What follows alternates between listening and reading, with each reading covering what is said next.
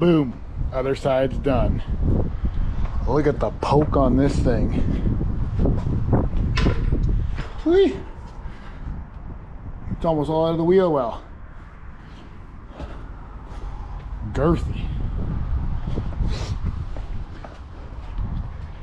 There it is in all its glory.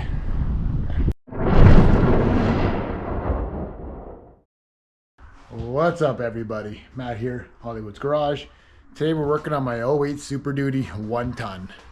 As you can tell, she's pretty bone stock, well, at least, you know, suspension and wheel wise, she's pretty stock.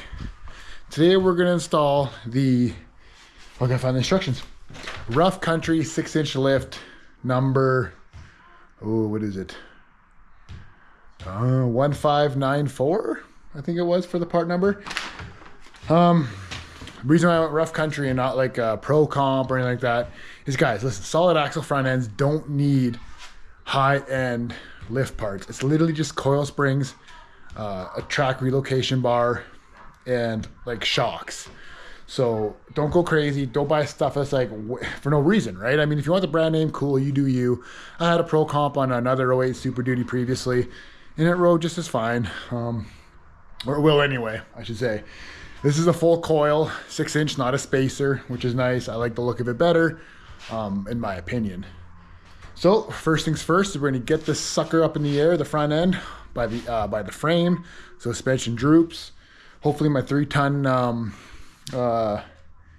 jack stands are tall enough, and then we'll take the wheels off for ease. And once I do that, I'll bring you back. Actually, first thing first, let's get some heights. Just, I don't know, one front, one rear. If I can get to the rear, she's a pretty tight garage, so let's do the front right now. So I'll do from ground to bottom wheel well is roughly, what, let's say 39 3/4. If we can go to the corner, we'll measure it. And about the same.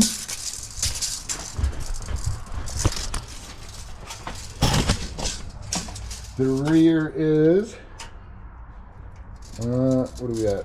About 42. So those are the numbers we have to go off of. Now we'll get the truck raised up. So we got the wheels off. Those are 6-ton jacks, my bad. And honestly, they're almost maxed out, and it was just enough to be able to get the wheels off. So obviously raising it higher would be nicer to work on, but we'll see how she goes. First things first, we've got to take the track bar off on the driver's side using a 30mm. It says wrench, but I have a socket with an impact. I do have wrenches. We'll see where I get with an impact. Probably need a wrench anyway, right? Otherwise it'll just spin. So I don't have a wrench in metric that size, but I have a wrench in 1.25 inches. It's a little big, but you can do. As you can see, it's turning the whole bolt. So we're gonna have fun there. Yeah. Let's get something on there. I'll figure something out. It's probably the same size, so yeah. I'll find something. No, I don't recommend using a pipe wrench, but you gotta do what you gotta do, right?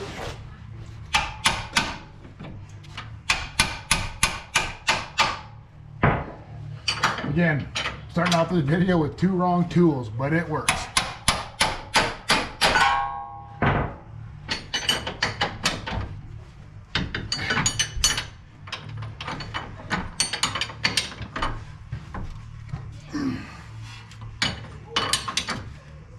If you had an impact with a long enough extension, you could probably come from the back here. But I do not in that size. Wish I did.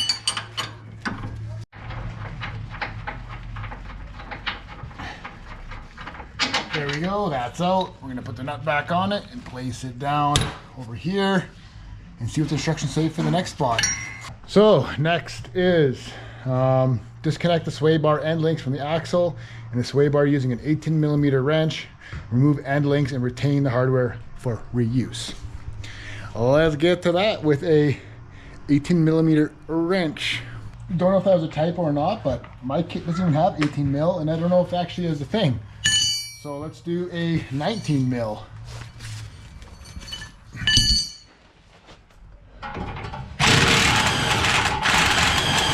Of course, you're gonna spin on the other end.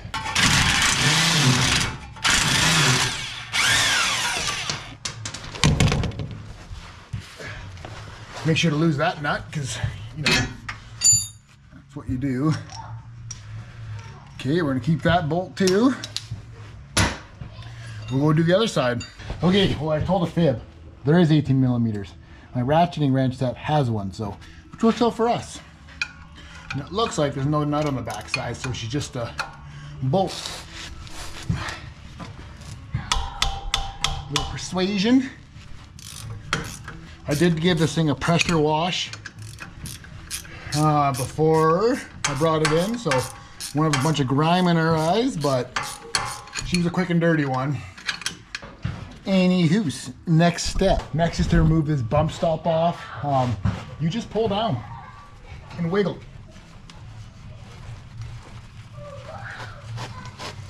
I mean, you just pull down and wiggle. Turn a little bit maybe. Oh.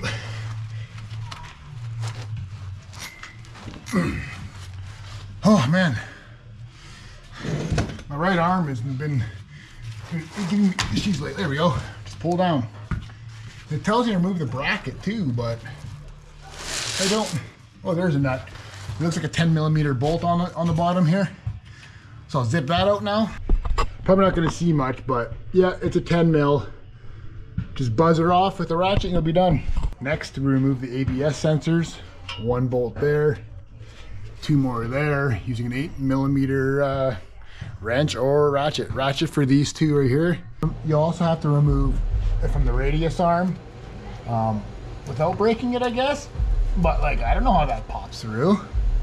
Let me just get a little tool and we'll pry it. Get yourself a little panel popper for these Christmas tree style things. Boom. There's one up here.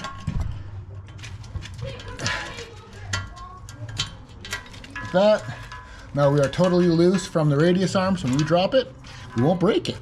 Next is disconnect your brake line bracket here, and then your vacuum disconnected as well.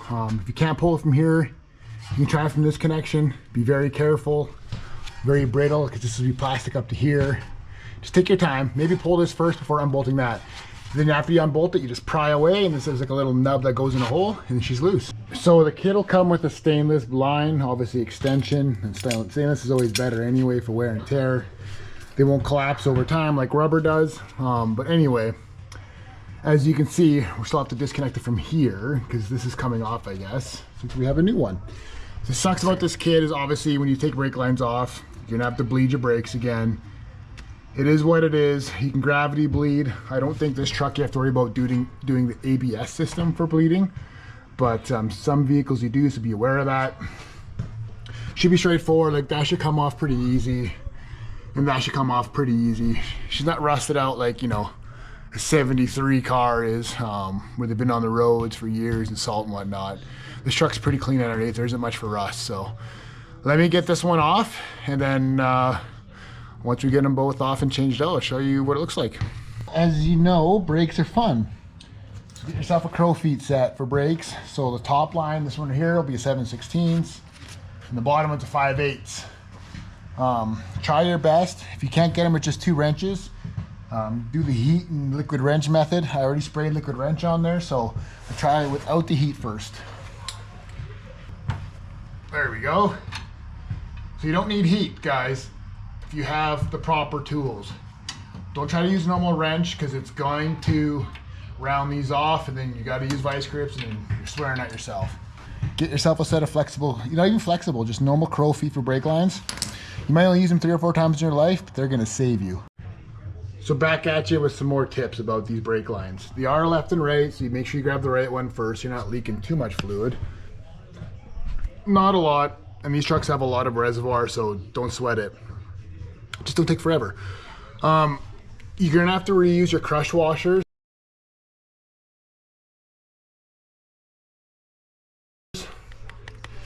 that were on your caliper, which they say not to do.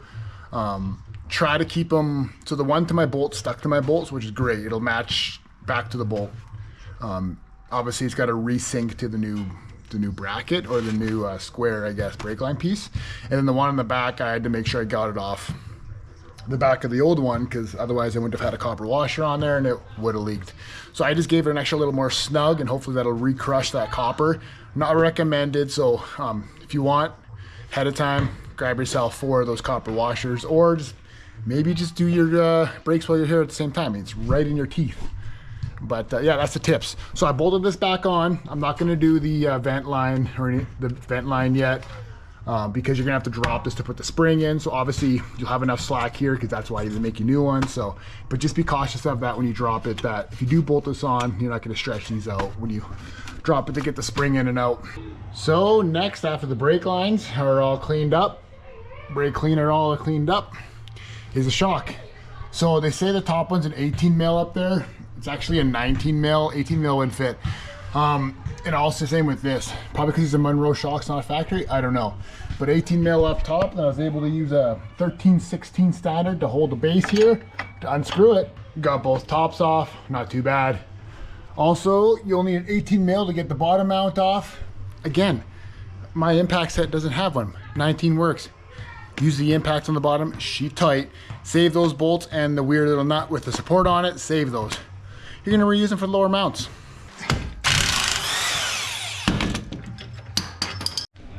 You'll also notice in this truck, it's got front airbags on it.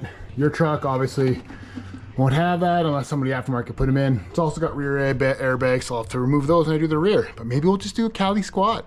Bring it to Alberta. So now I'm gonna lower the jack, and hopefully these springs will pop off. If not, it says you might need a spring compressor. I do have one, but we'll see if they pop out. And again, just be wary. Actually, instructions say not to bolt this on yet, but we're gonna hope for the best. I'll keep an eye on them. Should be fine. We'll lower it and hopefully the springs pop out.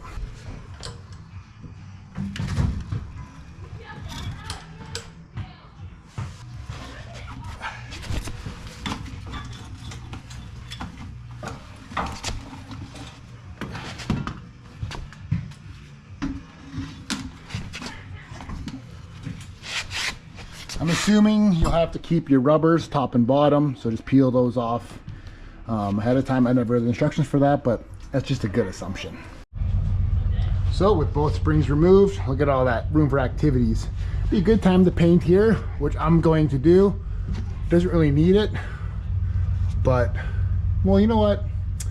Maybe I won't, but it is a good time to paint here if you need to paint the frame. That's actually pretty good. My frames use a little touch up front and rear. But next you got to put axle or jack stands underneath the back of the radius arms. Then you're gonna be taking this bolt off here on the top, and then the one holding on to the radius bracket. And then when I get that on both sides done, I'll bring it back. Remember, jack stands though. You need 2 sets of jack stands. So the instructions are wrong again. They say you needed a 1 1/8 for the upper and the rear. You don't. 15/16 is what you need. Wrench and a deep socket. Oh no, maybe not this side. So wrench on the back, probably a swivel and a deep socket impact on this, and then the rear one's super easy. I'll have to change it up. The other side didn't have obviously your 4x4 diff in the way, so you had space, but I'll get my swivel, flip it around. Welcome to the underside. So you don't need these jack stands. They probably just get in the way like this one. So now, just drop it without getting your finger in there.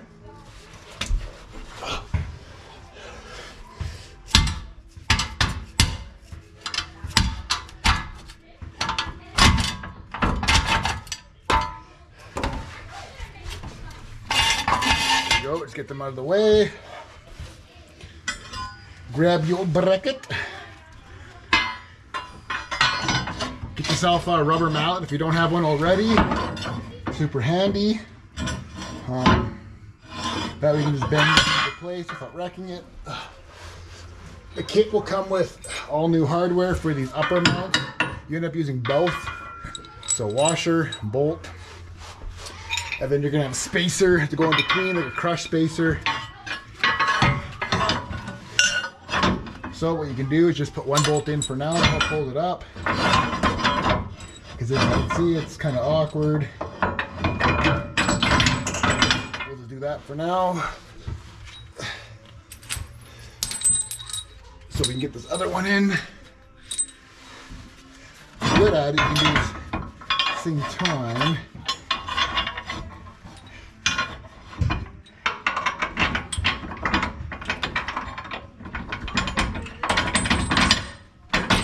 Like that. Pull out your front one, because you have to put this crush sleeve in there.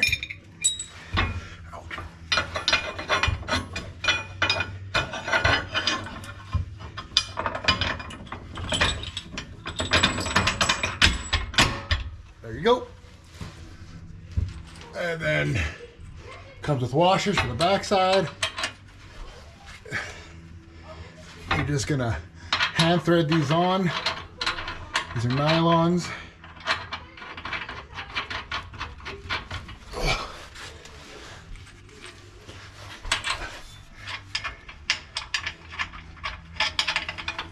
What's going on here? Am I too far? Too far.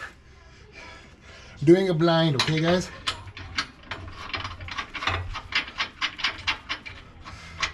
And then hopefully you're able to get this up to the bottom hole by using a prying method. This one's quite a bit out though. So we got to get it forward, so just kick it. Get yourself a mallet.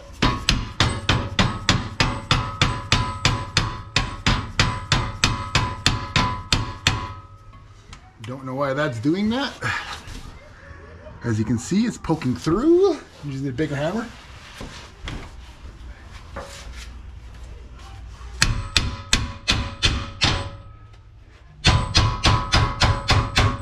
Upward motion was the key. Again, just loose. And that's how you put one of these brackets in. It doesn't matter what side is what. They're both the same. They both flare out the same. So I triple checked that. So just keep that in mind. Like I said, just keep everything loose. Now you're gonna put the front bolts back in. As you can see, getting some aligning, so you might have to try to kick or pull this forward to get that in. I'm gonna try pulling because you guys are in the way of my kicking, but kicking is always stronger. There we go. I just, there we go. Oh, just ripped my shirt.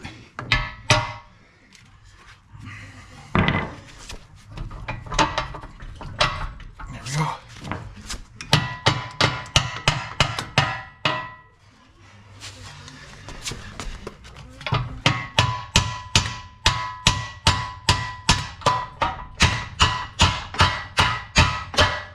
Well, you're just gonna do it's sticking out the other. No, it's not. Oh, yeah, that's right. The other side is a built-in nut. So yeah, tighten that up. I forgot. Okay, don't like the threads. Don't do what I did. Try to thread that in. Anyway, I'll get that in. Don't tighten it. Like I said, keep it loose like the back ones. I'm not gonna lie, that was not fun. I had to pretty much stand up and I had to get an impact on it and wiggle the axle up and down to get it into the nut that's welded on the backside.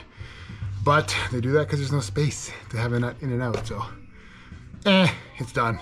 Next, ABS sensors. Plug them back in to the radius arms. Well,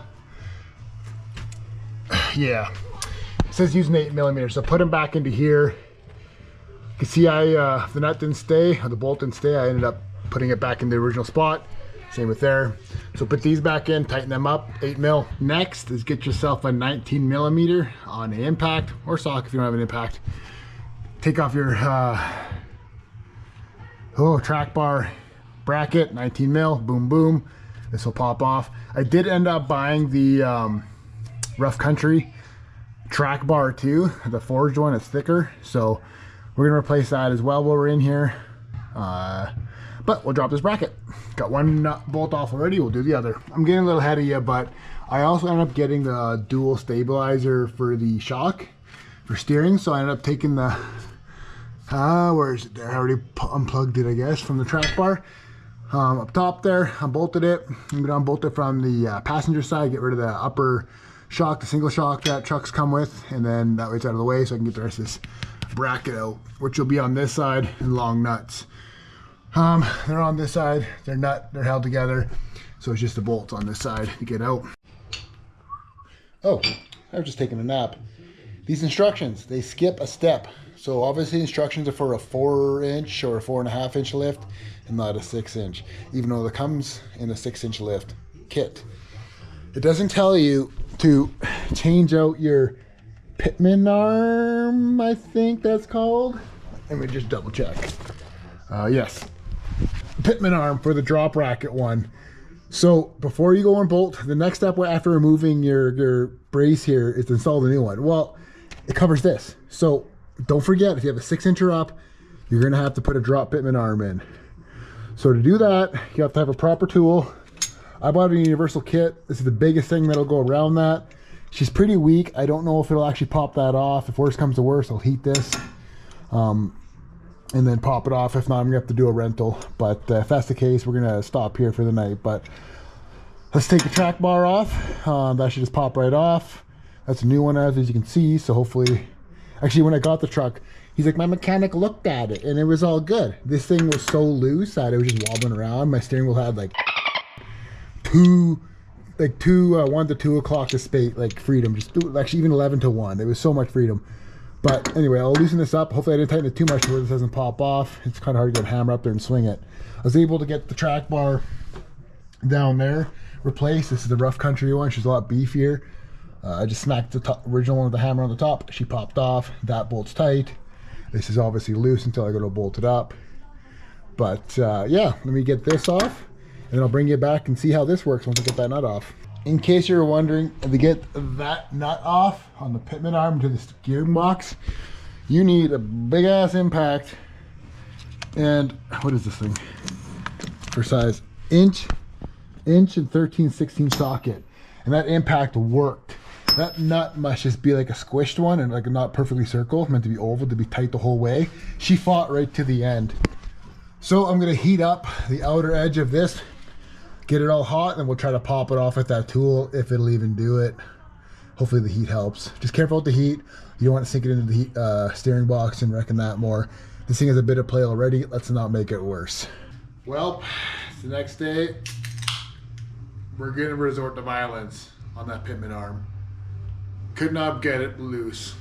I mean, the puller I'm using, yes, it's not the one meant for it, but without going too hard and snapping it off, I used heat multiple times without getting too hot to burn out the seals in the pump, not the pump, I guess, the steering box.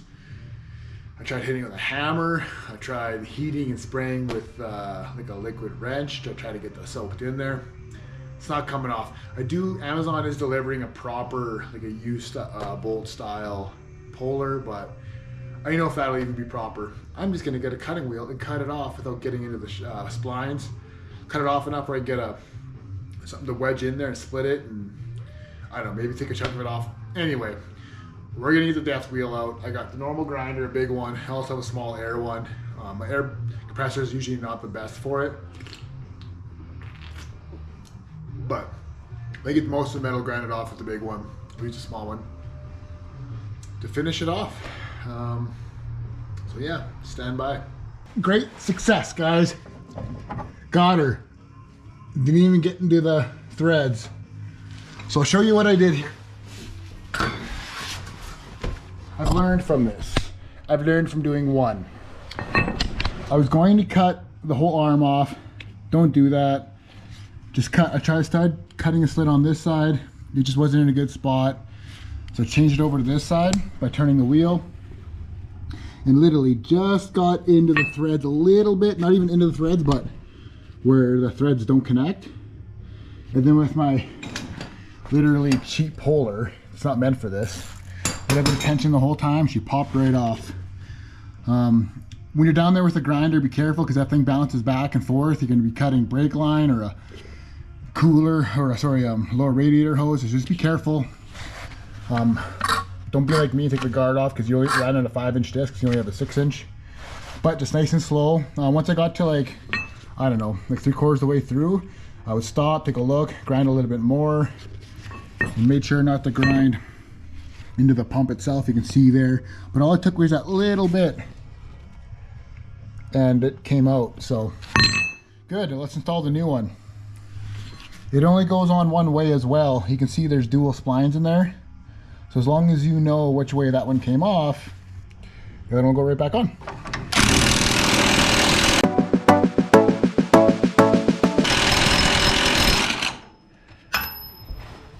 What you just seen there was me doing that for the last 2 to 3 minutes.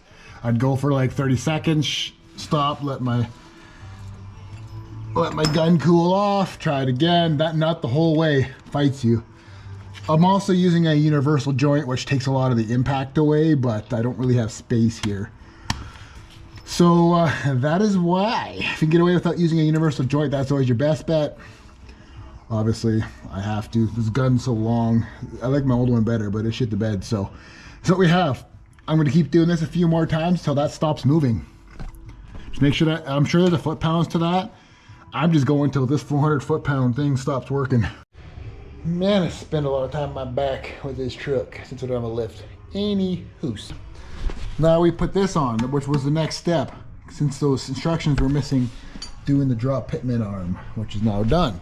So put this back on using the factory hardware, goes right back into place.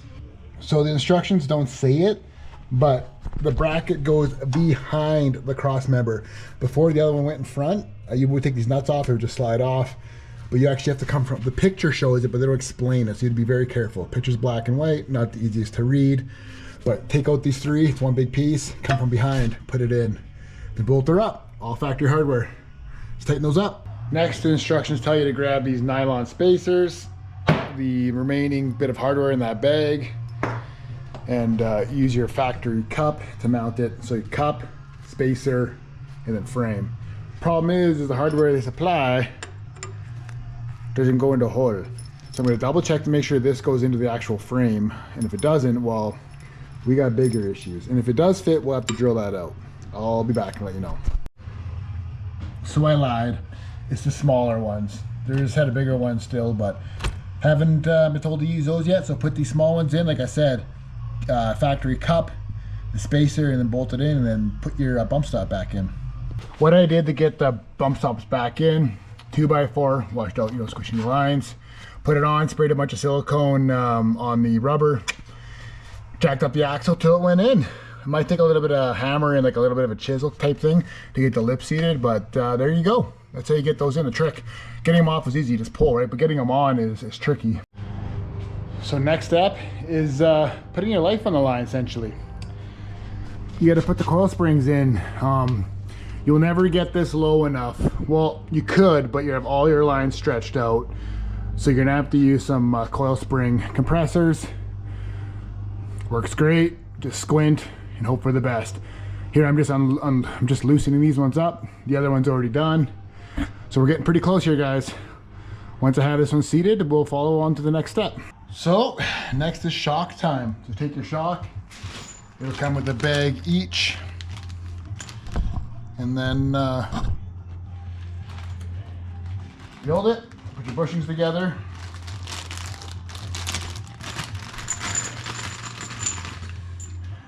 Funny part is there's a nut that comes on top of this already, and then it comes with another one. So you're gonna have a spare nut. Never wrong to have spare nuts, I guess.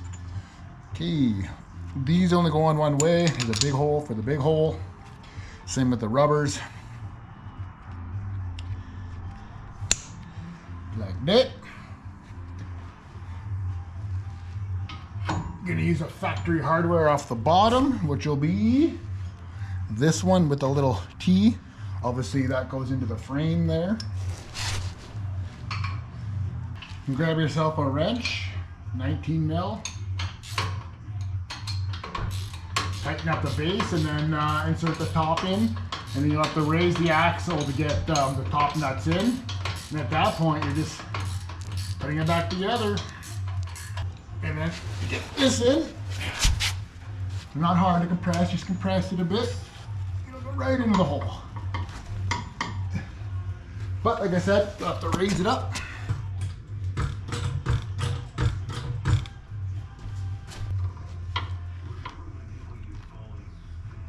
There we go. Put the bushing or the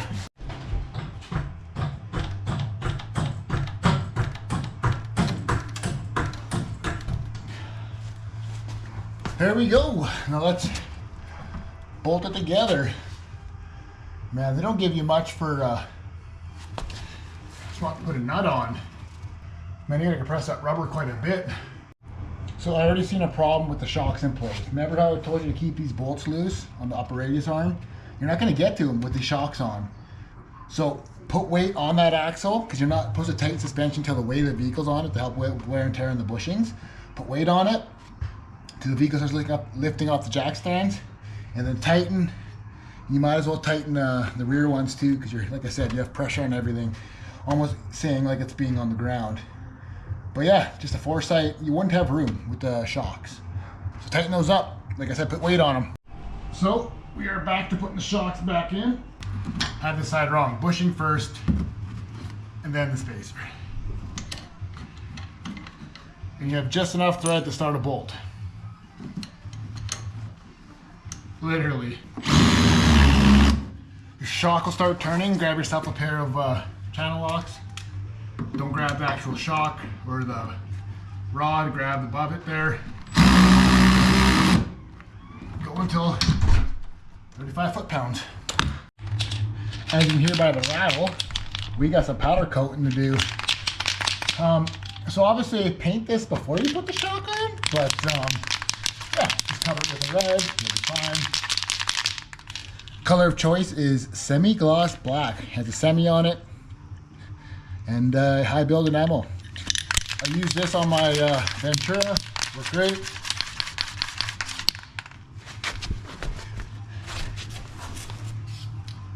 Powder coating, all new, high dollar.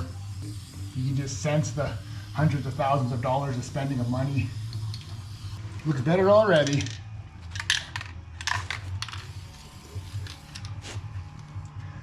Let that dry while we go for dinner. So next for the instructions, as my powder coat dries, it's on the driver's side only, I don't know why. Your sway bar, take it off, put the supplied spacer in underneath, but just the driver's side. I don't really get it. I'm also gonna skip the step with the adding the bracket for the factory steering stabilizer, as I have the aftermarket dual one, so I'll be installing that as well in this. So all together, this video will have the lift kit, the track bar, and then the dual stabilizer. So those are tightened to factory spec, about 6 ugga-duggas. Next is put weight on that axle. And then you don't even have to, I guess, but install your end links for your sway bar. Using the factory mounts on the bottom is what they said. But I gotta find those and figure out how they went back on again. Oh, right there. Okay, yeah. Let me get those installed and on to the next. One thing to note, your vent for your diff will not reach. So I'm gonna find out where it goes up top, and maybe I can make some wiggle room and bring that down. And obviously watch your back lines when you go to install this back. You might have to extend them. A lot of times guys get rid of the plastic and go all the rubber because that plastic gets brittle, and we're in Canada, so cold and brittle don't work, cold and plastic. Okay, let me get these sway bar end links on, and we got to figure out why my brakes won't stop leaking. Those, honestly, you should have stayed with the old copper washers. The new ones aren't working out the best. They are thinner, so maybe they're just not seating well into the caliper. But I gave them some more tightening, and they seem to be holding. They are tight, but I have to bleed those brakes here pretty soon before the white leaves. So for the diff vent, I was able to pull on it because it goes through the frame up there. Get you up there. You can see it there going through the frame. So just pull.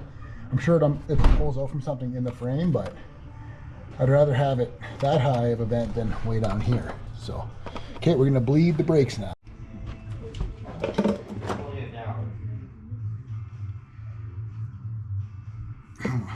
Try, okay, again.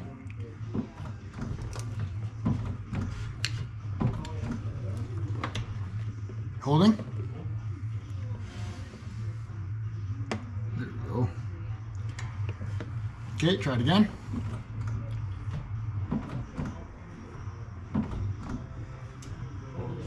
You pushing all the way down?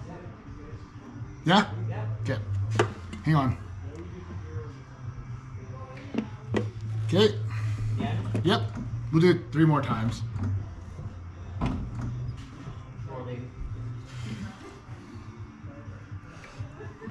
Okay. 2 more times.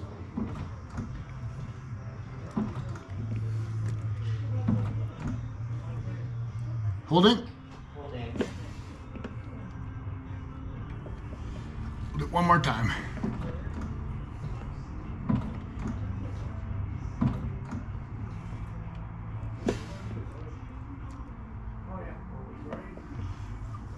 Okay, I'll go to the other side. Thanks to the wife for helping me on that. This is what we got out. Look at that. Some old stuff. I'm gonna top off the reservoir now, even though we're way above the min line, you know, but it doesn't hurt. We'll top that off, put the cap back on. I'll install that dual stabilizer. Maybe a bit of more powder coat while I'm down there. I'm almost out of spray paint actually, so powder coat, sorry. Powder coat. So I'll have to buy some more cans of that, but for now, let's do this dual stabilizer. That's pretty straightforward, but I'll walk you through that one as well. Change of plans. We're gonna have to put the front wheels on or put the factory ones on or something because I can't get the jack out, so I get the stabilizer into place because that's kind of where it goes. So I guess I'll give away what we got for wheels here. I got these used, obviously. I'm not gonna pay big money for wheels, but they are Tiz Off-Roads. This isn't, it looks like it's been curved, but it's not. The guy I bought them from had only 12.5 wides. These are 22 by 14s. But he only had 12.5 wide rubber on there, gravel road. That's just rock chips in the paint. Fix that at a later date. But yeah, let's throw these suckers on the front. We'll lower it down and we'll get the front stabilizer on. The tires are a 37 by 13.5 R22. New Mutant Predators. I think these are the, what is that? ATs? The ATs. So good all-terrain. Still have quite a bit of tread left, half left. Lasts me a year or so. I don't drive very much. So when I bought these wheels used, the guy had them on a newer GM, like a 15 maybe. Obviously 3/4 ton, 1 ton. He had to run a 2-inch spacer for an adapter, so he had to run, he said a 170 to I think a 180 GM is, but I think these are 165s. They're 8 by 165 or Ford's 170, because if you look, I'm sitting on the top of the hole there, and the bottom, like it's almost, the wheel's a little too small. Every one of my lugs is on the outside of the hole, which would make it 8 by 165. Now if it was the other way around, it'd be an 8 by 180 because it'd be a wider spread. So either I messaged Buddy and I'm like, are you sure these are 8 by 170? We'll see what he says. I feel like I got had, but so I might have to run a freaking 2-inch spacer so I can run adapter. And that means he's gonna be sticking out for 16 wides, and I don't really want to do that, but you know, honestly, I'll probably rub if I do. Might just put a leveling kit on top of the 6-inch. I don't know, but for now we'll put the stock wheels back on so we can at least finish the track bar. Yeah, but these are not going on, and it looks like you just like, oh, just mill it out a bit. No, you'll lose the conical shape of the hole of where your acorn nut goes into. Definitely 165 since mine are 170s. Like that's so close, but yet so far. Stocks are back on. I'm gonna have to run spacers. That's the only way I can run those wheels or adapters. But he hasn't messaged back yet. It's only been a couple minutes, but we'll see what he says. Anywho, as you can tell, now that you lifted it, you change the geometry. So now the tire's sticking out, turning to the driver's side. And this one, same. So we're gonna have to change okay, this one right here, we're gonna have to spread apart so that way it pushes the wheels both that way. So weight's off the vehicle, we'll have to just loosen those two there, and then we'll have to get a bit of a pipe wrench or something, or now that I'm not using this, I can put it in the hole and turn it. You're actually supposed to turn that, but with weight off, you should be able to do it. A little dark down here, but I did a video on, I had to straighten my steering wheel by doing this. But as you can tell, when the guy put the new piece on here, he didn't, it's not equal threads. This one's actually quite a bit out, which means we have less into here. So I'm gonna do is take it off on the pitman arm up there, and then thread this out so it matches, and I bet you that'll get us pretty close to here. So I'm gonna spray some liquid wrench on these threads, and then I'll undo it up there, hit a little tappy tap with a hammer, it'll come out, and hopefully I can get this spun out, just like I said, to match these threads. Or if not, like match them, and then we can bring them in if we have to, so that way these are equal. I mean, you don't want to only have an inch of thread, that's not enough. So let's get up to speed here. Remember those copper washers I told you? I might have said this already, but to put the ones that came in the kit, well, they were thinner, they leaked. So I go back to the old ones. I lost one of the old ones though, so I ended up double stacking, which you're not supposed to do, the thin ones on the driver's side, and it's holding actually. The passenger side may still be leaking. You might need a little more of a tighten on there, which I'll probably do. And I got the wheel straight in the truck. The wheels actually turned out pretty good. Good enough to get into the alignment shop. Like I said, this one's still got to go in a little bit, but should be all right. So next we're gonna actually, the instructions now say to do that pitman arm. Let me show you. How are you gonna do that pitman arm with that track bar in the way? Or the relocation bracket? Like, how are you gonna get a gun in there? You can't. I feel like they should have put that step in before you put this back together. I mean, it's not the end of the world. Yeah, you could take this off. It's 2 bolts and 3. So, but it's like, why? Why make you skip a step just to go back again? So, regardless, I digress on that. So next we're gonna do the dual stabilizer. So I'm gonna get the instructions for that. This needs a cleaning. Pretty dirty. And then we're gonna install that. And then, so I got this kit, the whole kit and caboodle, the 6-inch lift with the forged track bar and the dual stabilizer, all rough country, obviously, like I said, from a company that's Canadian. Let me just find out what that is. The kit is from, I ended up getting it from Truck Parts Direct Canada. So the guy's name is Ian, that runs it. Let me just see. Ian Callingham. I think he's out of Eastern Canada, Manitoba, Ontario. But his motto was, he was tired of when you're ordering parts, they don't tell you it's in stock or not until after you pay for it. And they're like, oh, it's gonna be a 2-week wait. So he came up with a motto that he only sells what's in stock. All great, right? So I ended up, had a bit of a sale on, so I purchased it all, first time ever from this company. So for all I knew, it was a scam online, right? So there's so much research a guy can do. He ended up messaging me later that day, like literally at 5 o'clock, time change, couple hours, but he messaged me saying, oh, you hit our flash sale that we couldn't even announce because it was below the dealer pricing. So actually it was funny because when I went to go check out, it actually dropped price, like another $200 for all 3 kits or something like that, roughly, I could be wrong, with the sale I already had. So I ended up getting it for like $400 off for all 3 items, $500 off, which is great. So I'm giving a shout out to him. So the kit came from other suppliers. Everything showed up together, except for one item showed up a day later, and it was my rear lift. The rear gets lifted by an add-a spring, kind of like it's about that thick. Of course, one was missing. The box end was ripped up, and it came from a local place in Edmonton. So I took pictures, sent it to him. He ended up talking to they blamed it on the delivery. I think it's Pure Late or DHL. It doesn't really matter. Finally, he said, well, new one's coming in from rough country, should be 7 to 10 days. It'll be 10 days on Monday or Tuesday coming up. So I'm gonna message him if I don't have him, be like, hey, I'm missing my rear lift. So if worst comes to worst, I can always just buy like an add-a or an add-a-block, right? Like a 4-inch or 5-inch. The kit did come with the carrier bearing, since I have a 2-piece drive shaft, the carrier bearing bracket drop. So at least I have that. This is another spare piece I'm not using for my steering stabilizer for the stock one, since I'm not using it. Other than that, we have used all the parts. Still have the rear shocks to put on, obviously. So let me get onto the front dual stabilizer.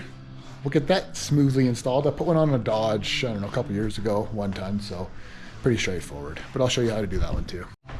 So I had another box hidden. The rear does come with a bit of an add-a leaf.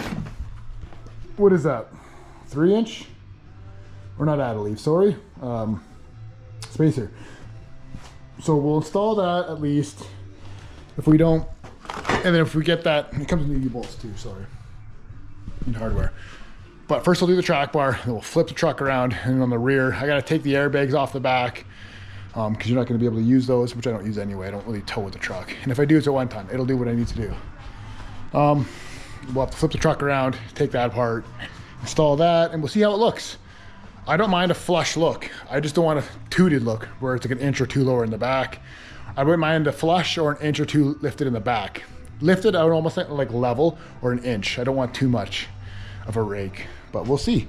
We'll see where that puts us. If I have to, we'll wait for the other piece, for that add-a leaf. Maybe that add-a leaf adds like another inch. I don't know. Instructions might say too to remove the overload springs on a 1 ton, because a 3/4 ton and a 1 ton, the only difference in the rear end is the overload springs. But maybe if we leave those in and do this, we might be okay. But we'll wait till we get there. Back to the dual stabilizer. Man, ADHD is a real thing. Well, first thing first, let's give it that actual good old powder coat in here.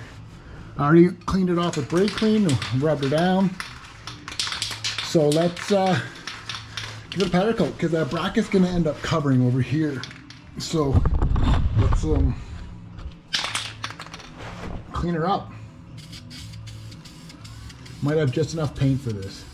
Powder coating, fresh internals, whole new diff, lockers, 545 gears for the bigger tires. Plus with the paint you can get a little buzz, if you know what I mean. That's always exciting. I mean, is it the best way? No. I don't recommend this. Wire wheel it first. But this will be good enough for now. Next year I plan on redoing this whole thing.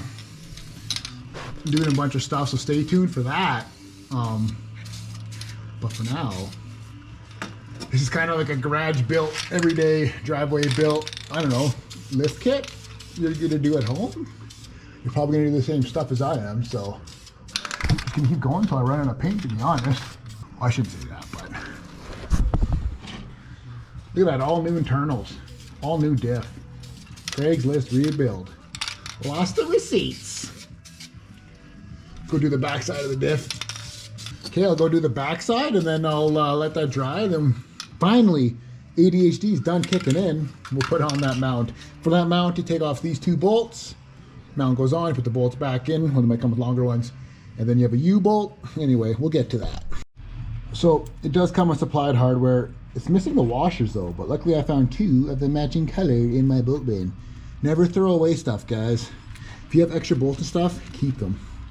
Here's the tag for the diff, 373 gears.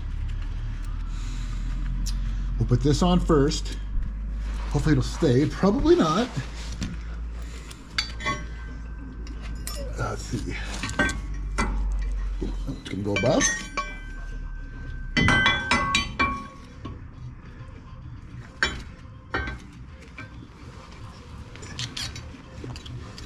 So the outer holes, let me just double check that's how that bracket goes. Yep, that's how it goes. So we're gonna put this back on, try to anyway.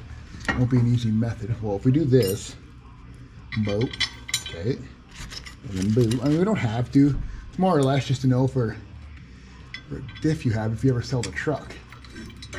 Right? Right. Don't plan on selling it ever, but if you do, guess what? The next guy will know. Okay, now, got a washer here. Let me find my other bolt. Don't know where I put it. Sneaky little devil tried getting away on me. Come on, get on there, man. Washers, like round. Get on a round hole. There you go, go home. The tag might be in the way. Nope, it's not. We're good. It just doesn't want to work for me. Just oh, it's crooked, that's right. Just ramrodded in there? I don't know. What's going on here, guys? It's going in crooked. Cross thread to stay just Loctite. I can tell it's going in crooked. Guy, whoever did the cover before got gasket material everywhere in the holes, so I don't know, maybe that's why. There we go. Jesus. Now, is it the same size head on it? Guess we'll find out. Yes, it is.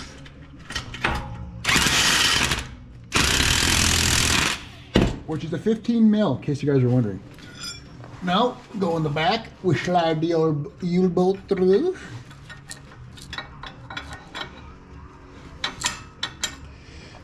This one you might have to compress a little bit.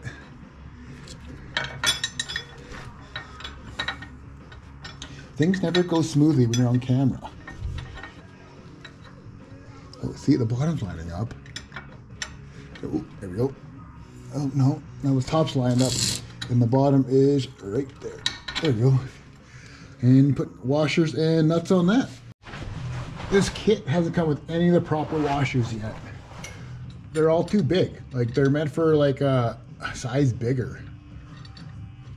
Yeah, sure you could use them, but they're not going to be, they're trash in my opinion. These are the right nuts. Oh, nope. I just grabbed these ones. There is other nuts in the kit, but anywho's, good thing I have washers. These ones are grade 8 though. They're gold, so they're not going to match. These must be the wrong nuts. Anyway, let me try to find the right nuts here, I guess. Set of gold nuts here, so let's try these ones, and they'll match my gold washers.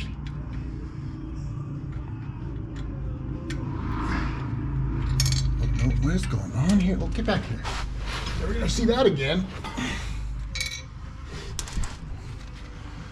I don't know. Yeah, it is the gold ones. Well, at least I have matching washers. That worked out. It's a weird, it's almost like you just threw it together. Like the instructions even tell you to use the inner holes. Must be for an older Superduty or maybe a newer one. I don't know. Are these gonna be the same size? Probably not. Nope, those are probably like 9/16. So I'm mounted. This track bar is filthy.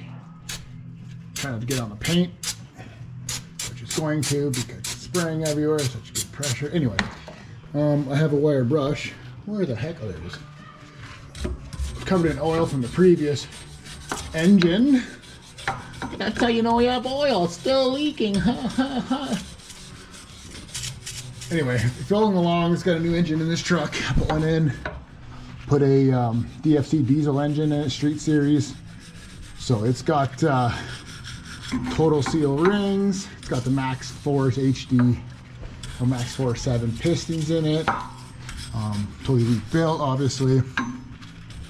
It's got head studs or head studs. What else? It's got ARP rod bolts. And the rest is all kind of just factory parts for the rebuild. So, she's fresh, which will be the way we like it. There we go. That looks better. Should have done that before I put the bracket on. There we go. Get that all into the wet paint. Add to the, it's character, guys. It's character. There, that looks so much better. There we go. Now I don't feel so bad about it. Next instructions. Well, the back is still pretty gross, but who's gonna look back there, right? Me. I always know it's there. Now you guys. You see me clean it, so you think it's clean. Next, you install these stabilizers into the bottom. It'll come with the brackets to squeeze this little sucker here. That's how easy it is, guys. Let me get these middle ones in and we'll bring it back. So as you can see, it's a bolt. We have a bolt coming in from the bottom, but we're not going to do that. As it is, this has to come off, but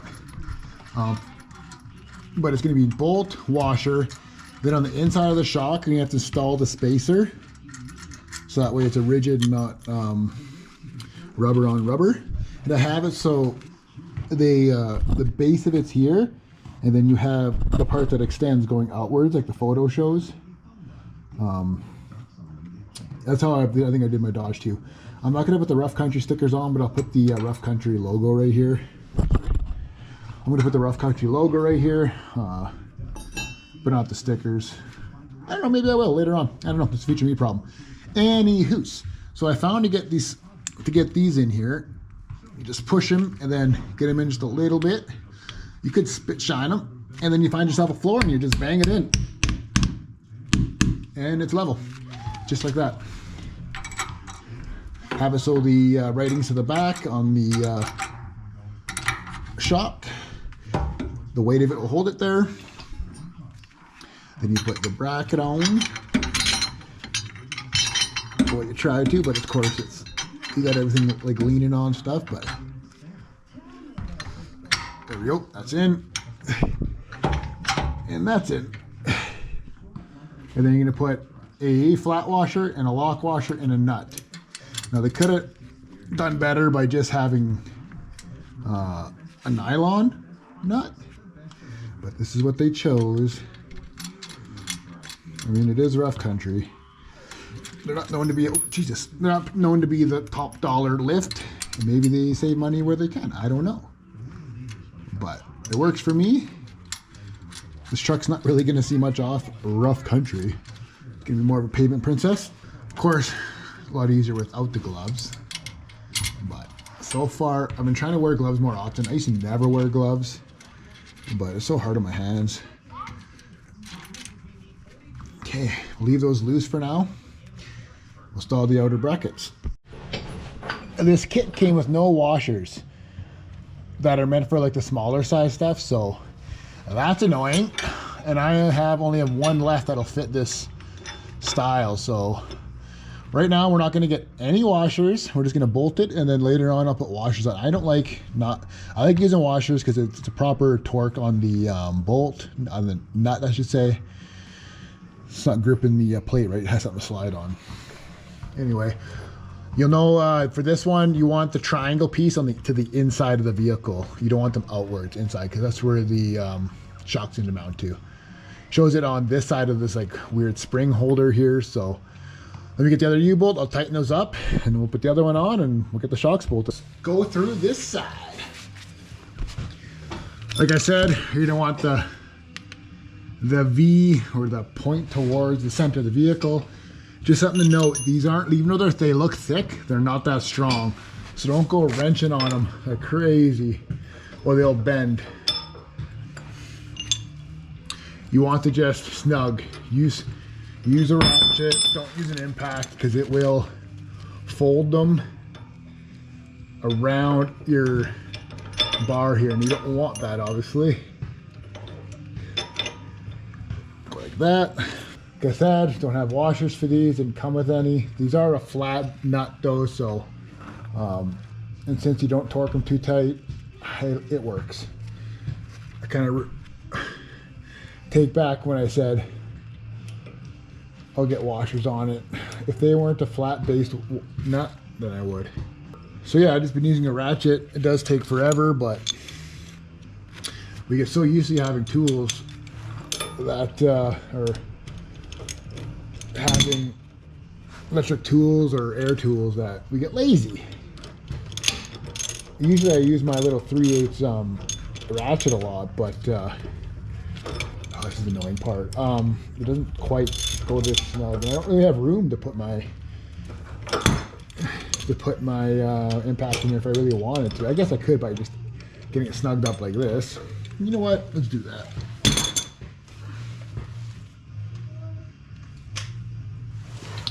I'm not going tight though, I just want to snug them up.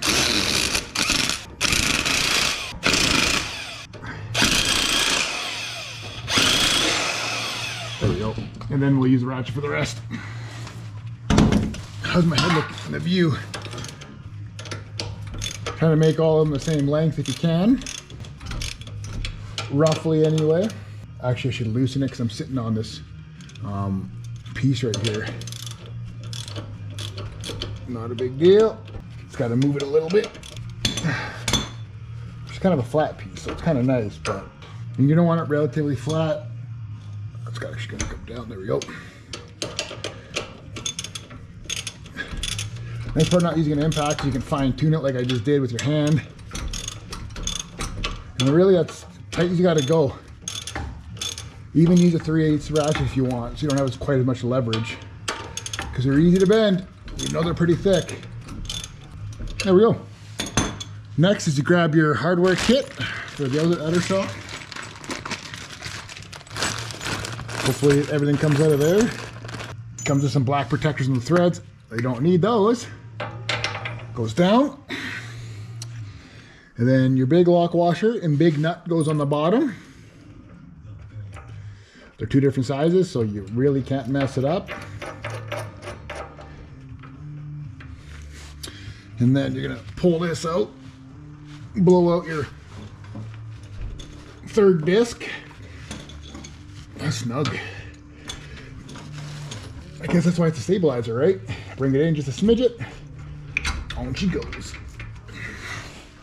Don't worry about getting it all the way on. Grab the big flat washer, your lock nut, and then your bolt, or your nut, sorry. And it doesn't really tighten which one you tighten first. They both tighten. That's all that matters. So I still have to tighten the center ones, like I said, but at least these outside ones are all snugged up. And with the lock washers, that's what kind of stops this from spinning, because it keeps it compressed, right? So there we go. You don't need to go super tight on those. Let's see if I grab the right one. Now go to your center. Where are you at? Right there. You'll have to get a, well, you might get away with it. No, you'll have to get a wrench on it. Snug. And that's how you install one. Looks pretty good. My paint job, not so much. Little over here to finish that up. Okay, next thing we're gonna do is turn this truck around and we'll do the rear. We'll at least get started on it. I mean, we'll see how late we get. Been working on this for 6 hours today already, so, and then yesterday was about 4 hours. But yeah, that's just the way she goes, right guys? Saving a lot of money by wrenching on your own. As you can see, we have the truck turned around, swept up, cleaned up, put all my tools away. We're not gonna use much for the back, so we might as well clean up. First thing we're gonna do is put the spacer on the carrier bearing. I'm gonna use the remaining nuts and bolts that were in that bag that came with the front level part. And then grab this right here. Go underneath of the carrier bearing if you have a 2-piece drive shaft. Most do, I think, unless you have like an extended cab. Maybe just crew cabs, I don't know. And put this in its place with the 2 bolts applied, and then we work our way to the back. So I'm gonna outsmart myself here. I took one completely out, left the other one pretty loose. I'm gonna see if I can, nah, crap. I'm not gonna outsmart myself.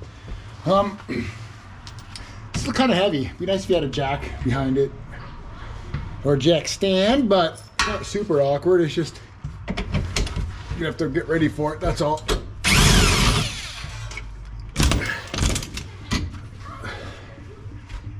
There we go. It'll kind of stick actually. It's not too bad. So they're not perfectly in the center, so I'm assuming. Oh, get back here, so we can little dabble. Well, what the heck?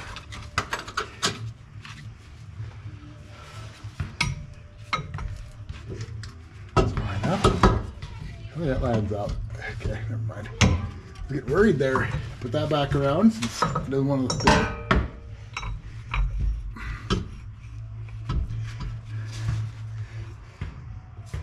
Grab the hardware.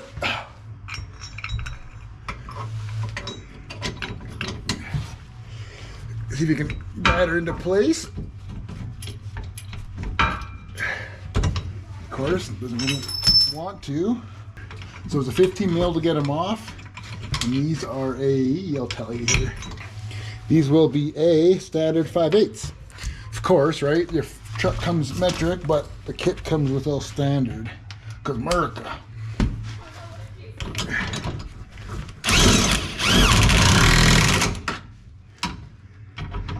Crossroads, nature's Loctite. Loctite, sorry. There. Oh, that's on. One thing I should know, I don't know if you can see it, there is a taper. It's not perfectly rectangular square, So you have to taper to the front, thicker to the back, which makes sense because you're doing the incline because the back's gonna be lifted up, right? So keep that in mind. Thick to the back, skinny to the front. Had to stop what I was doing. Started raining. Had to bring the car inside. It's probably gonna stop raining now. Anywho's, having issues. Jack stands aren't quite long enough, so I'm gonna change it up. So this is where the jack stands went, underneath the hitch. Worked good. I just spent the last hour fighting these damn airbags. And that's where I'm leaving them. Just cut them off and leaving the upper part. I cannot get them off. And I don't know what. Anyway, that's a future me problem, okay? Both sides, leave it like that. On to the next step. Next is to remove the shock absorbers. Keep your hardware. So next, support the diff. And take these U-bolts off with a 24 mil, it says, which is correct. If my impact doesn't get these, I'm just gonna zip them off.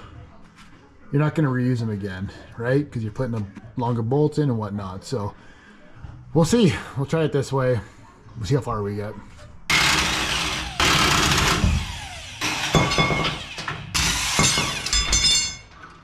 That was the hardest one.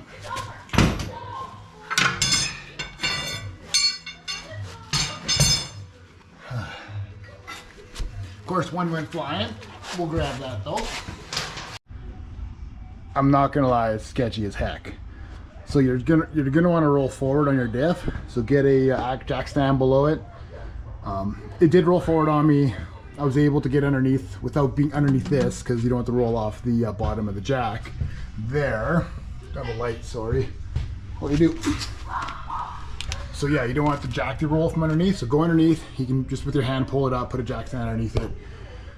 Instructions are weird, so I'm gonna just roll with it. That's the factory block, obviously. Put that one below it. I'm putting the taper to the, I'm actually to switch that around. Taper should go the other way because you want the axle to roll forward. And then I'll put the U-bolts in loosely and go to the other side and see if I can get that one in. Just be careful of your lines to get taut. You can see the parking brake one is already getting pretty tight, but just keep an eye on that while you do this. So as you can see here, U-bolts all the way on, the new one. It doesn't quite go through the plate. I think you have to get rid of that overload spring. That sucks, but let me see what I can do, see if I can get rid of it or not. And that should free up enough space to get the threads on and clamp her down. Let me just see what I can do here. So I ended up doing the driver's side without you guys because I've seen it in some of the videos, but these U-bolts are not long enough for your overload springs, okay? There's no space. So what I did is I had to, it actually tells you in the instruction, there's a bolt that goes in the middle, bottom of the leaf pack to the top, keeps the leaf pack together. Well, I tried taking that off and of course it spun. The bottom is not an actual bolt, it's like a round, here I'll find it. Ugh, getting old. Here it is right here. So it's not a bolt, it's round. So like, yeah, grab it with vice grips and just take it off. Well, look how rusted that thing is. Like it's got a collar on it. So I was getting worried. So I tried to tack weld it to the bottom. I tried everything. Up to the point where I looked in my bolt drawer and I lucked out and I had bolts that were long enough to go to the top of this plate. So this is so above this would have been the overload spring. So that's taken off. I had to grind down, just like had like little nubs like this. Had to grind them down so it was flat. The backside didn't have to worry about it. And honestly, they're not quite even long enough. You should have 2 threads past the nylon. I'm pretty much flat. I mean, it's still safe. It's just something to think about if you're really, anal about that type of stuff. And you want to tighten your U-bolts up, make sure they're flush. They're, straight up and down and not like flared out, because that'll matter. And it says I think foot-pounds, 150 foot-pounds. I just went till the Ugga-Duggas ran out on my 400 foot-pound torque wrench. So they're not coming off. So just something to prepare yourselves for. That bolt, she's gonna be rusty. These trucks are old now, right? They're not young little bucks anymore. So when you go take that bolt off, get a couple C-clamps if you don't have C-clamps, a ratchet strap, wrap around a few times, both sides, tighten it up, you'll be fine. We took that bolt out. I had no issues. I had one C-clamp and one ratchet strap. I would show you right now, but it's like almost 1 a.m. One side's done. Tomorrow morning I'll pick back up and finish off. So yeah, we added the proper taper to it. We got the angle looking good to the diff. So that's where we're at. Man, I am beat. Those airbags took me like an hour and a half to figure out. Gave up on those in a way. Got them cleaned up anyway. And then yeah, getting that figured out. So I had to look at my bolt bin. Luckily I had some from when I had a small block Chevy 400. I had to get them starter bolts long enough, so that worked out.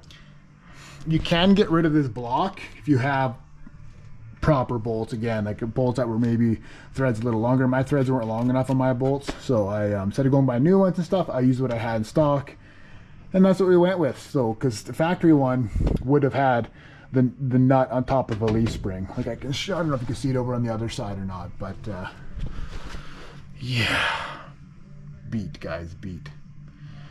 The back end I thought would be super simple, right? It's just boom, leaf springs and U-bolts and a spacer, and it's just old. It's 15, 16-year-old truck, so what do you expect up in northern Canada?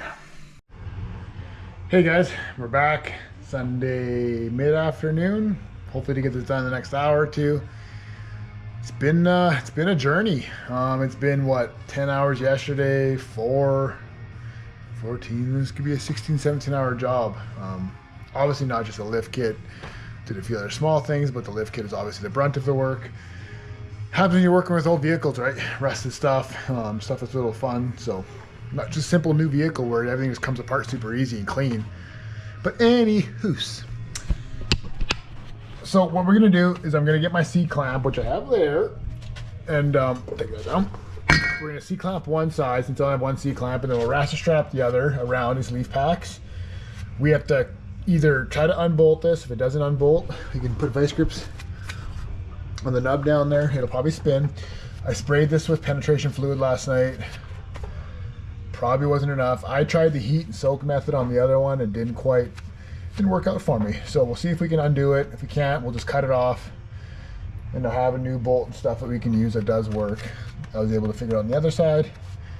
So you can see a ratchet strap around this side. This side C-clamp.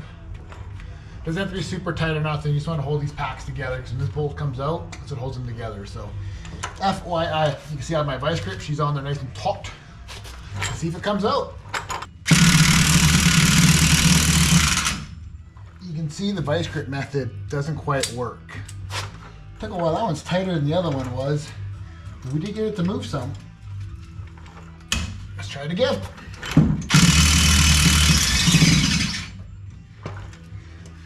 Dust and rust.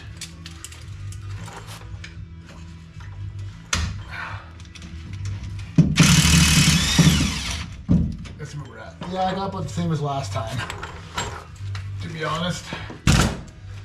So, I'm just gonna grind it off, guys.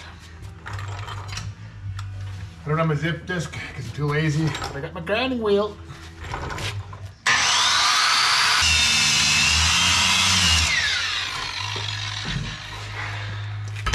That's what I get for using a grinding disc for cutoff wheel. Now we take my new bolt that I have.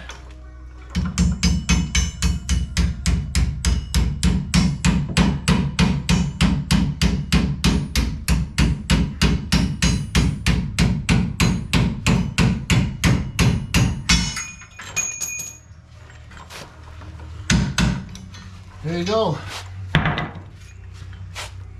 That's what 16 years are gonna do. This thing is rusty. So, take off your overload.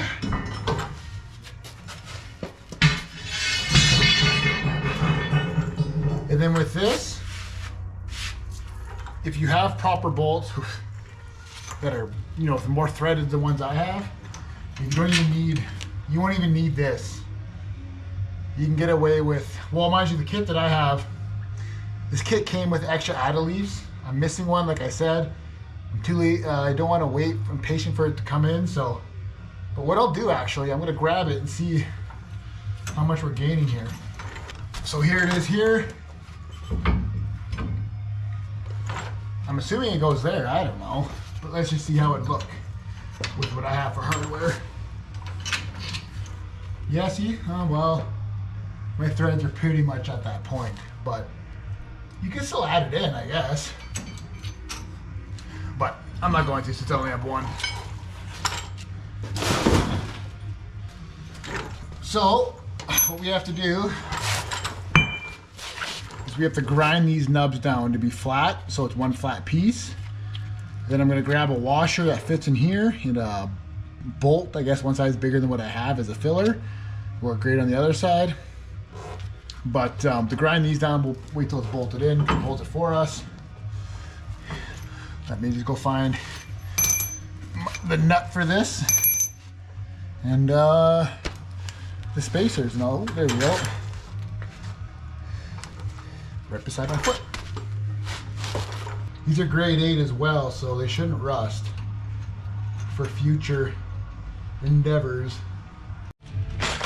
In case you're wondering, these are a 3/8 bolt by 5 inch. If you want, the reason why these are, you could go one size bigger because it'll actually fit in the hole, but this head has to fit in the bottom of your original block.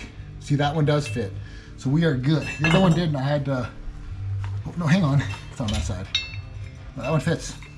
The other one was more rust jacked in it, so I actually had to take a step bit and make it a bit bigger. But that's the reason why, if you go one size bigger, you have to actually make this more into a round, or use a step bit because it will center that hole and make it a little bigger. Just FYI. I also have one size bigger nut as a spacer. Kind of threads, it kind of slips, so, but it works perfect for the center of this hole. Give that a little tighten-a-rooney. My French. It's super tight, but that's good. It's okay if it sticks out the top. Your plate here has a hole big enough for it. And actually it doesn't even sit there because of these nubs, but that's why I like using the 3/8. You don't have to hog these out too much, and if you do, it's just a little bit. We'll grind these two little nubs off that I spoke of, because right now, without that idle leaf in there, it sits on there and it's crooked. We don't want crooked, we want flat.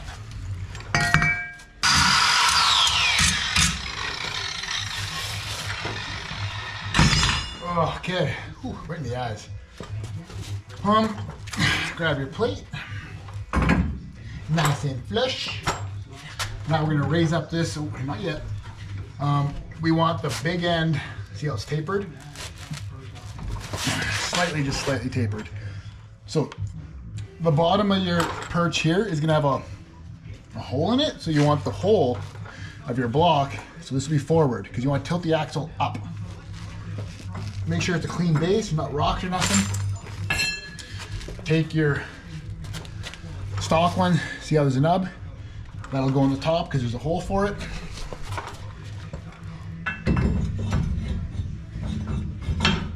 Just like that. I'll have to slide the axle forward, but it is on the jack stand, so I might not do it. I'm gonna wheel it with the, you know, that's in the jack. It's off the jack stand now, so we can try to maneuver it. It's got to go like 3 inches that way. It's probably my front jack stand, if you can see it, holding up the front pumpkin, holding me up here. I might just go in there and give it a little kick.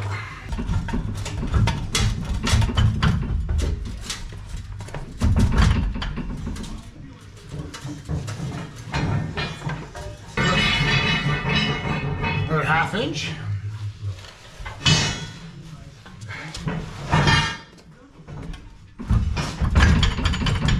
Okay, we're in. I'm gonna finish jacking up the diff, and it should level that out flat. There we go. And grab your hammer and just kind of straighten it out.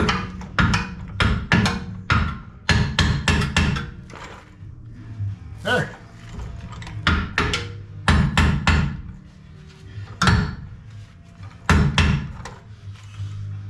We're good. You can actually get rid of these now since you have your bolt in. As you can tell, they weren't doing much anyway. Grab your hardware from the kit. Put a washer and a bolt on each one. Just hand thread for starting. One. Make sure you don't pinch any brake lines that are on the back side, so make sure you slide it from the bottom. Make sure you have nothing around it. Guys, this is not in the instructions what I just did here. It did say to take this apart, but since I'm missing that one piece, I never read it any further, so I just wanted to make it fit. I would like to keep the overload spring, but to do that, you'd have to get a longer U-bolts, like 2 or 3 more inches to be safe. And people talk about that about this kit. But honestly, I still kept the main leaf pack. If I want, I can always add that spring in later that they brought in, just and get rid of that chunk, this 1 inch, and put the spring in there, and it'll even fit better than what I have now. So once I get it in, I can unmount this, and it'll be super quick and easy. I just didn't want to wait anymore. Grab your impact, let her eat. Keep them even though. You want the same up top. You don't want the same.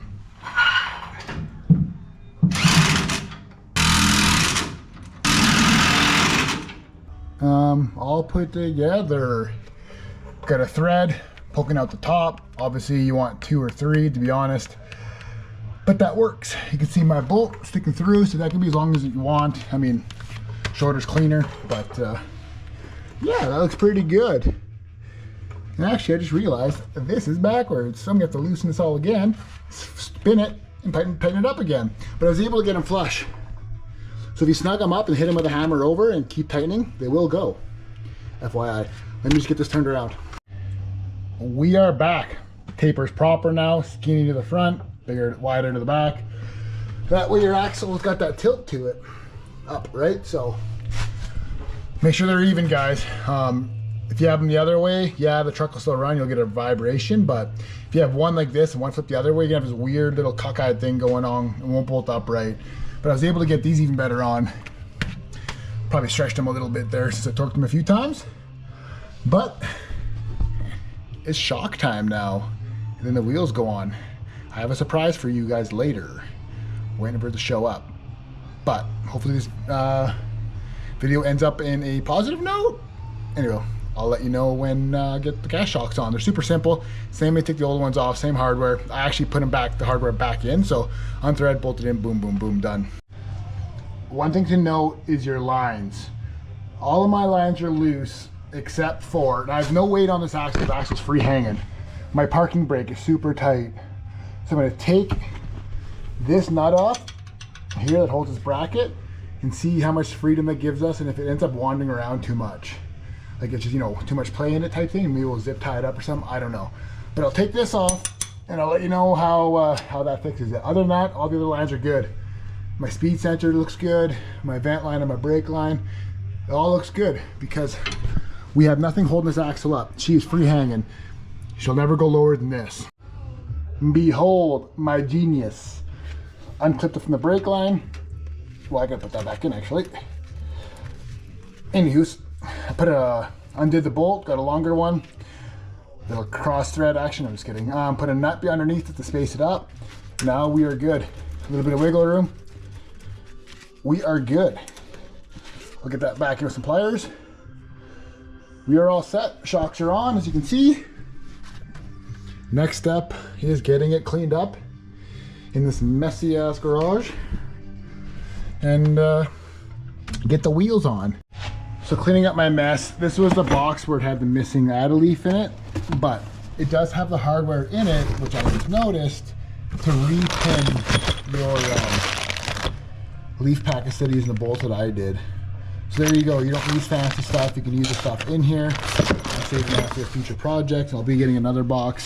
So this add-a leaf actually gets put into, I think the second one right here. So you actually have to take it apart to add it in. But honestly, I think that's fine where I have it now. I don't think I'll ever need that extra spring.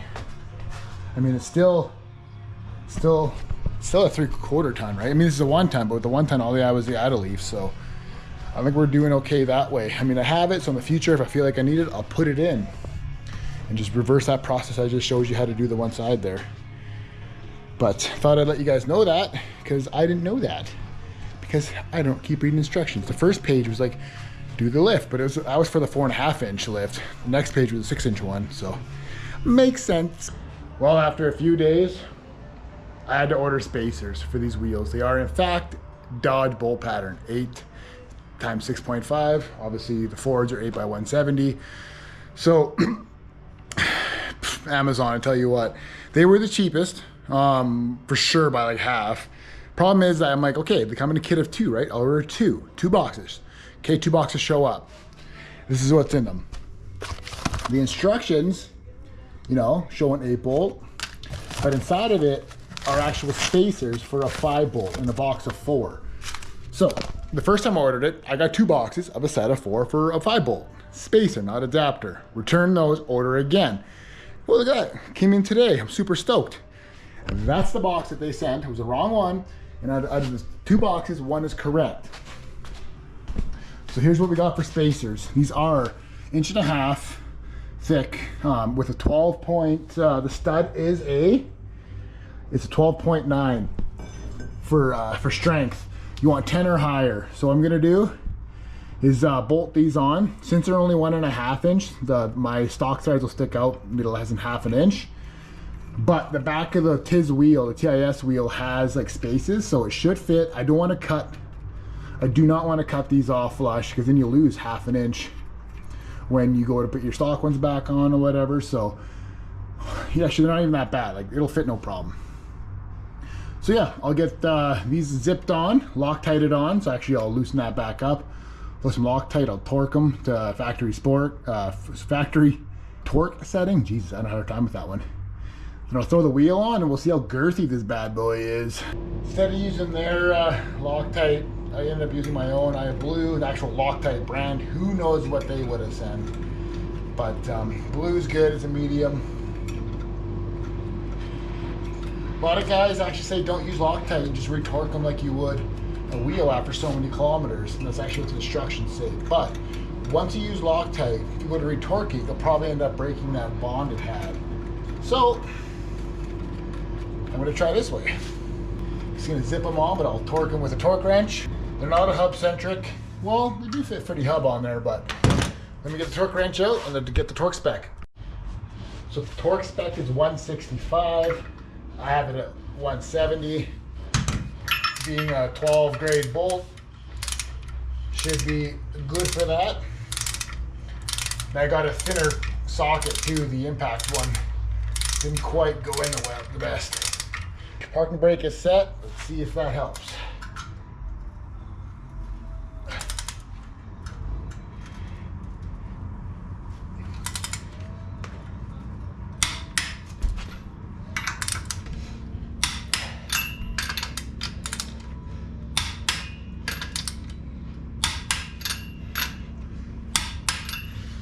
Now we get to do the wheel. Adapters suck, man. Double the bolts. So this is what I mean by space for those, see how my stock ones are sticking out about 1/2 inch, just shy of it? Well, in the back of the TIS, there's spaces in between where the bolts go. So we should be good. Otherwise, you have to run a 2-inch adapter because they're 2-inch length studs, or cut a bit of it off. Cutting a bit of it off is okay, I guess, but we don't want to. The nice part is the lug nuts I got, the spiked ones, will fit both bolts, bolt patterns. Same, at least that's consistent. But no, let's change it by 5 mils, because why? Friggin' Dodge. Or Ford, who's ever was after, okay? Follow along for the struggle lesson. You want to have big wheels.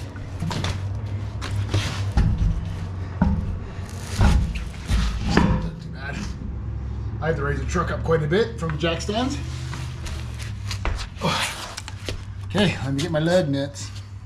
I had these left over from my last Superduty. I have 20 by 12s on. So we got.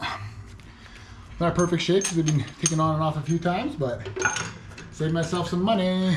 Always keep stuff, guys. Don't throw stuff out.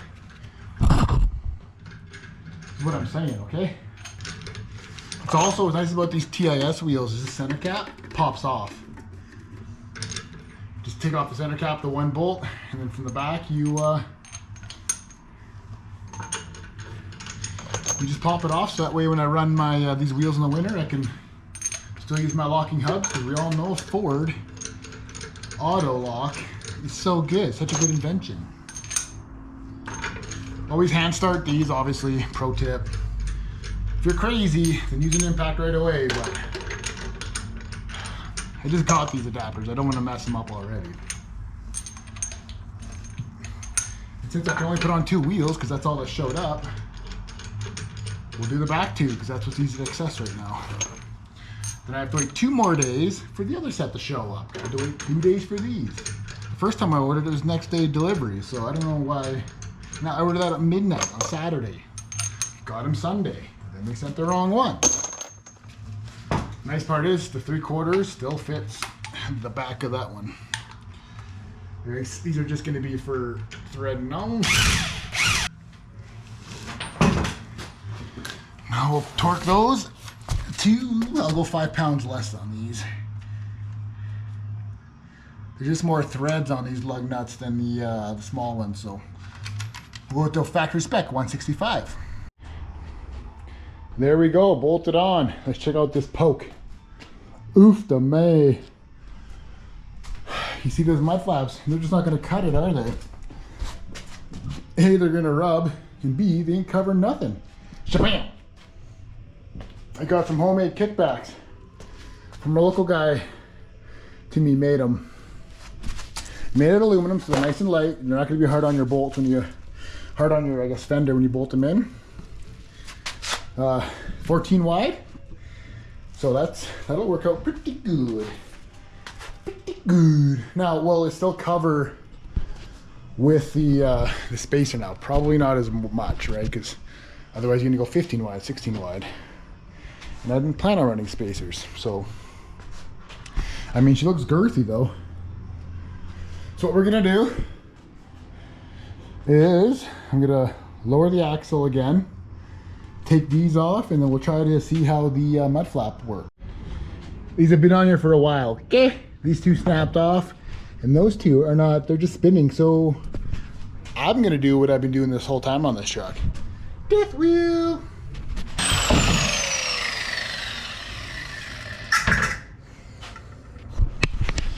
As much as I hate the death wheel, it works so much better.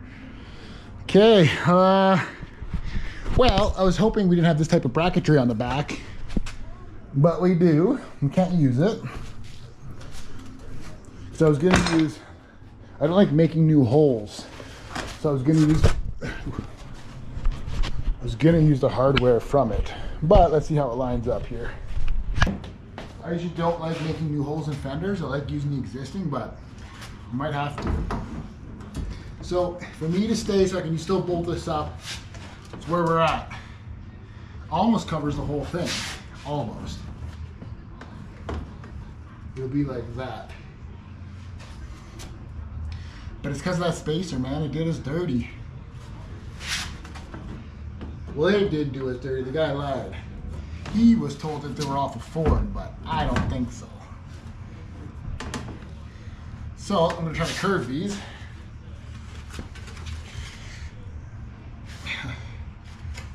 There we go. Being aluminum, just use your knee. Too much.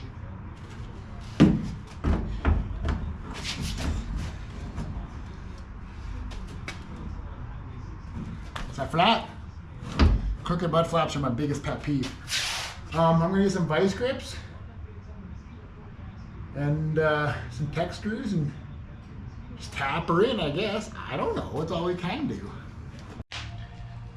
So using what we have for a level, if I can't find mine, let's use the hyphen.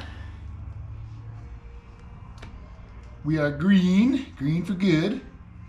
We'll do the bottom too. And we're green. So they're square. Well, bad news. The only self-tappers I have are gonna be these small little guys right here.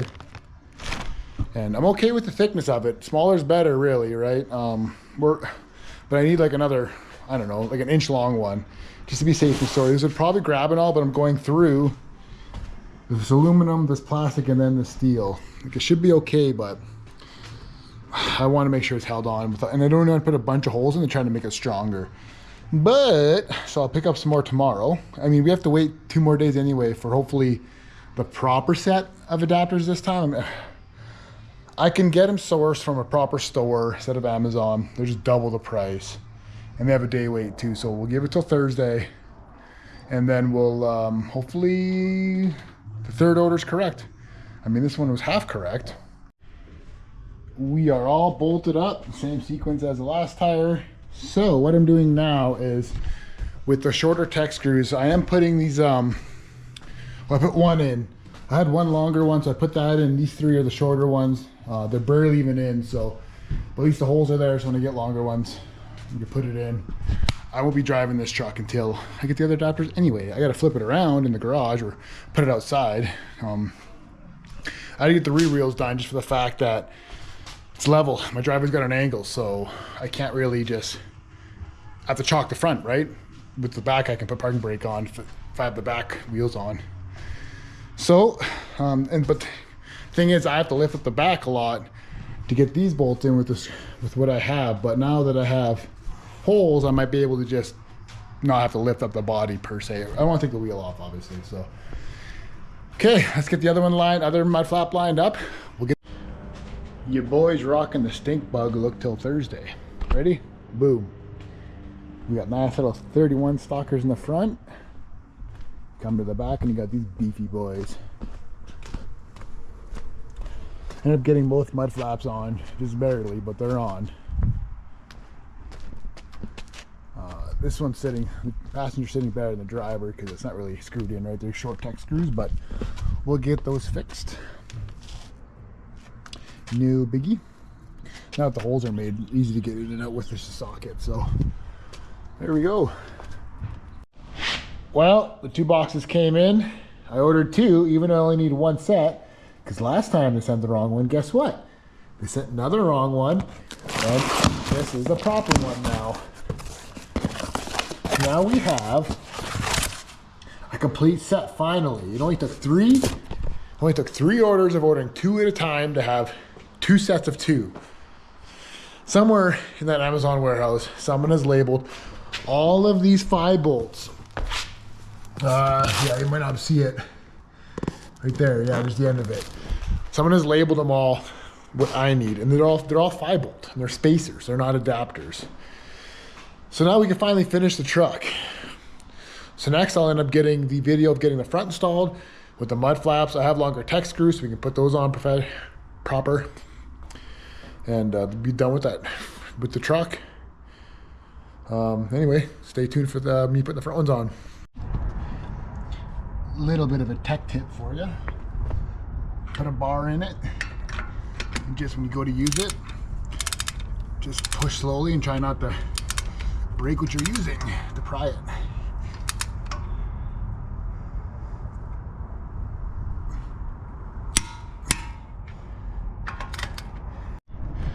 Now that that's all torqued, let's worry about this mud flap.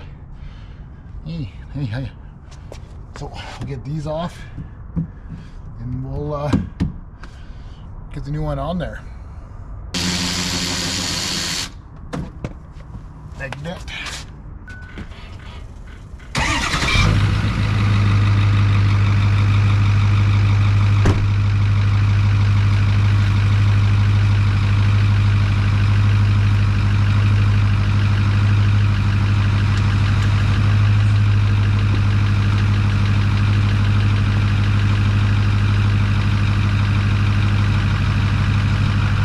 Definitely hitting, but not by much. Could probably trim that back quite a bit. Let me just put the weight on the front here. I have it kind of, it's on the jack still. Yeah, definitely hitting there. I never had these stupid spacers or adapters I could probably fit without cutting. But I'm glad I checked before putting mud flaps on, because I'm taking them off anyway to figure out this mess. So I was gonna cut the fender, but your boy opted not to. I only lose about that much steering. It's a good fender, there's no rust on it, so why cut it? Eventually, I'd like to trade these for actual 14 wides by 24s instead of 22s that are meant for this bolt pattern, so I won't have to worry about a spacer. Without that spacer, I should just clear. But this is what I did. Don't mind my holes. Those were mistakes, but she's on there pretty solid. I wasn't able to get one. I could put one here, but it's just going into fabric. So it is what it is. But this one came with a broken center cap.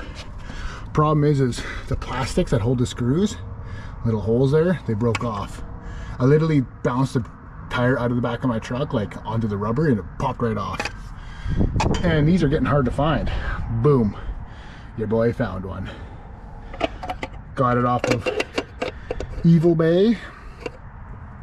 It's a little different actually. You see the back there, it's the new one, and that's the old one. So this sticker is 2020 and this sticker is 2023. For all I know, this is a knockoff, but yeah, it says Linroos on the back of it or something, but don't matter to me. I can still pop that center cap off, that whole big round piece, so I can access my hubs, because Ford life. I'll keep this in as a spare. I could probably fix that or something, but you can see the tabs are broken off there. Let me get these out. I'm glad I kept the screws because they only came with one new one. So the reason why this broke off is because the last guy tightened them way too tight. And when you're tightening them, you're going against plastic, a plastic ring that seats it. So don't go too tight, guys. Just snug. There's two of them. They're going really tight, so don't worry about losing them. And you know what? Just check on them maybe once a month if you're really concerned, or put a little Loctite on them. But yeah, there we go. Brand new. She's looking good. Let me hit the other side. Boom. Other side's done. Look at the poke on this thing. Whee! It's almost all out of the wheel well. Girthy. There it is in all its glory.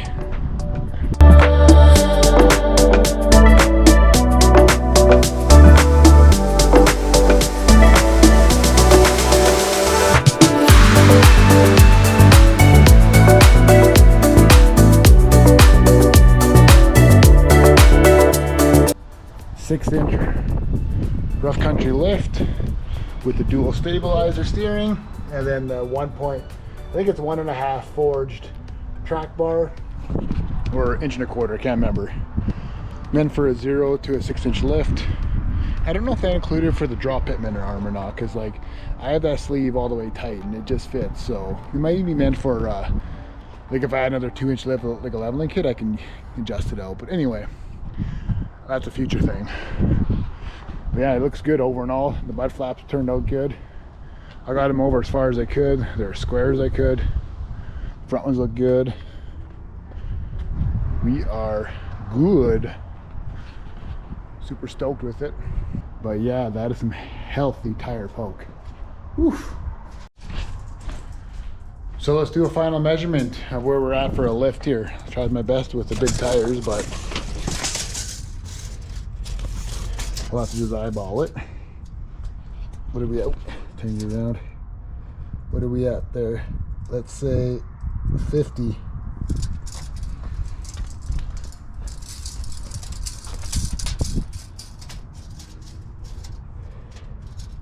Oh well, maybe it wasn't 50. It's so hard to tell when you're so far off. 49 maybe instead of 50.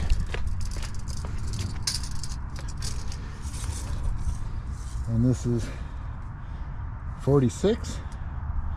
Doesn't seem right. I mean, driveway's on an angle. Yeah. Anyway, guys, that's the lift kit with the stabilizer and that forged track bar and adapters and wheels.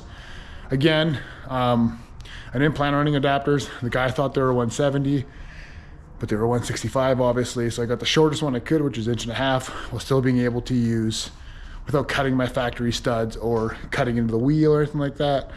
Later on, like, thing about this bolt pattern is it's more common with Chevs and Dodges, so it's easier to sell, easier to trade. So that's what I'll probably do in the future. But thanks for watching, guys. Catch you in the next one.